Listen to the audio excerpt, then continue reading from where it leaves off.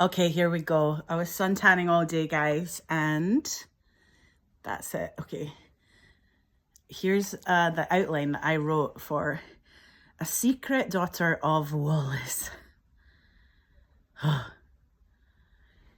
Your freedom is your brain, and your intelligence is what makes you a woman.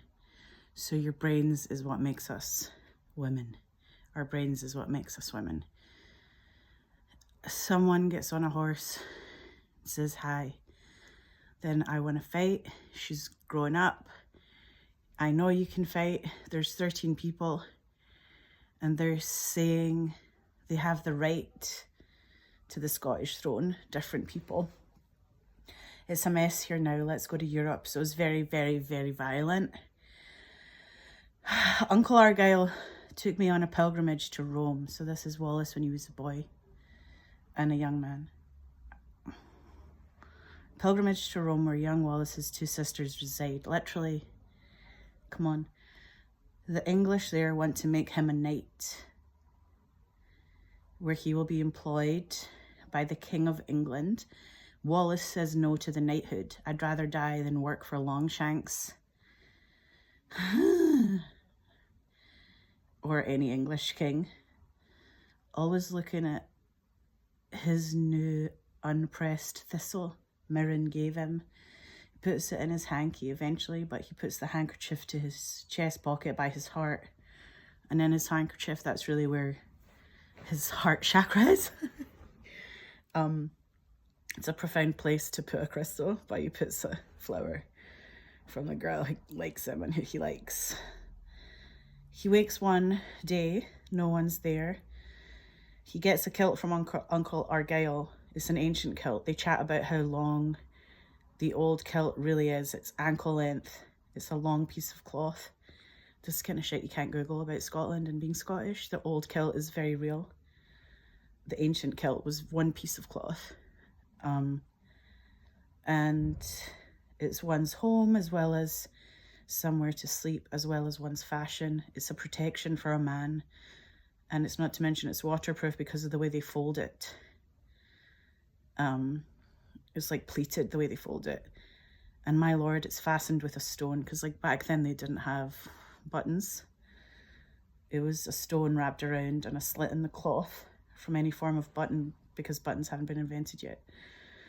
Uncle Argyle's funeral is really difficult, and the priest gave a poetic benediction. Argyle's sword is seen, and he basically left his sword to Wallace. And you can hear the dialogue. Your heart is free.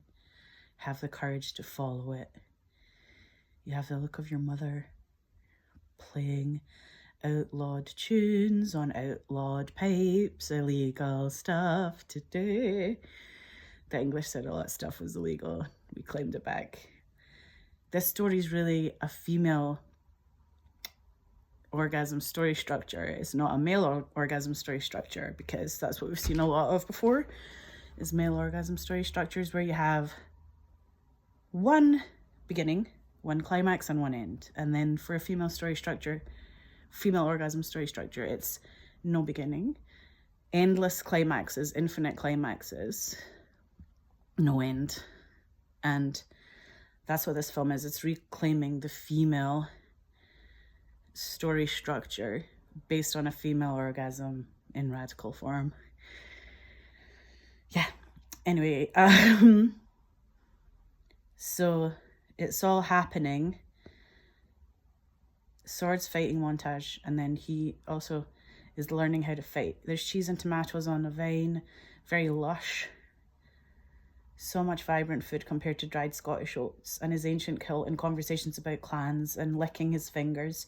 Ancient kilted men who looked like him, who looked like grim ghosts, the Grim Reaper. They crept around Scotland with their ancient kilts on, and that's what scared the crap out of the Romans, and Romans didn't want to go to Scotland because of that. They thought it was filled with ghosts, because it was. Anyway, Scotland's been dealing with this idea of learning Latin and French, all the languages, how to read and write the original Scottish language. And he gets whipped for doing the original Scottish language because it's illegal. But he learns the Scottish rebel songs anyway. So a young Wallace again is thinking about, will you ever marry? Not here. My future wife's in Scotland. He knows he's not supposed to marry anyone in Italy. How do you know that? And he says, because I feel her pounding in my chest every day. She pounds through my blood. Don't you have that feeling? No, I don't. I've never been in love. You've never lived then. The breath of life which we take every day is only that we can love her, the one woman for us. Nothing else matters. Oh God, that's good writing. Sorry, I wrote it myself. I'm like, I'm going to start crying. Sorry. I mean, wow. He gets paid to be a fighter for hire in Italy. He gets paid to be a soldier in the army. He's a lackey, and we find him on the battlefields where original Scottish people are there. They are playing bagpipes for the battle scene.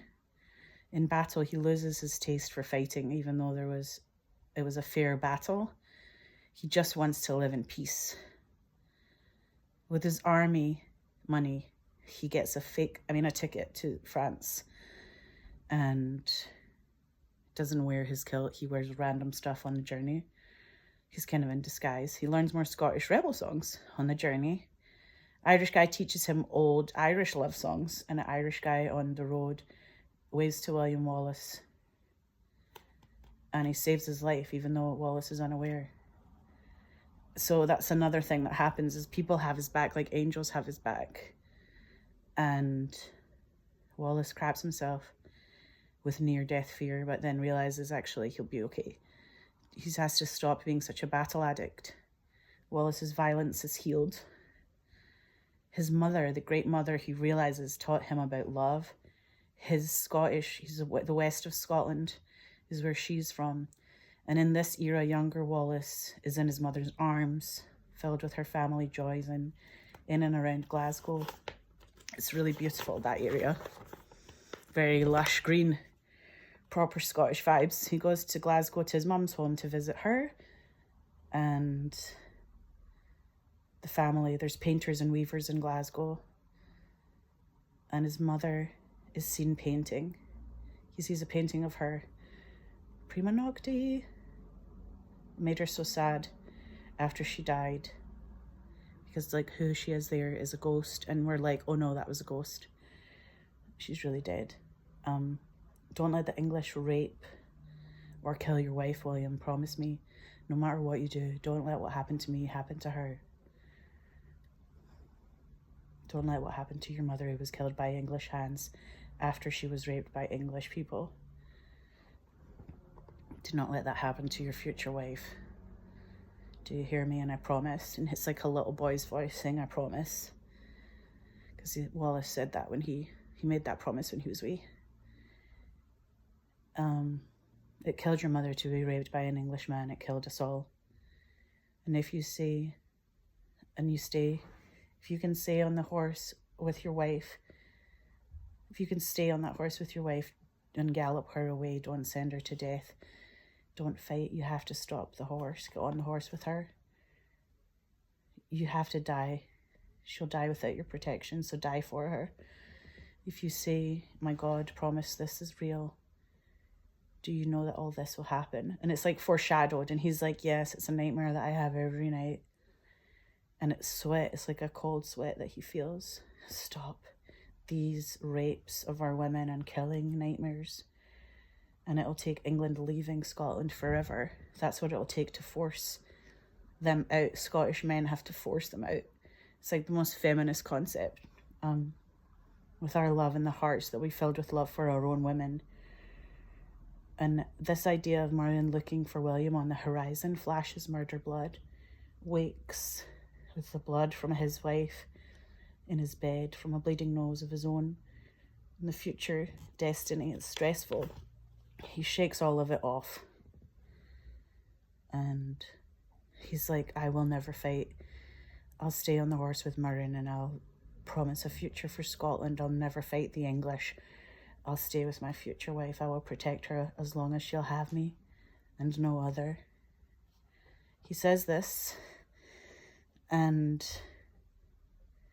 he says no to every other date. Like, there's a lot of other ladies buzzing him about him, and he's like, no, no, no. Then his uncle Argyle comes back on an old horse in Paisley, Scotland, where he goes back to him, and English peeps burn the fucking house down. Like, they always just burn the house down. English people are like, we're going to burn the house down, don't worry. If we've got a house, we'll burn it, don't worry. Like, the amount of stuff that got burnt in Scotland is terrifying, terrifying, terrifying. Okay, that was part one. Hang on, part one is over.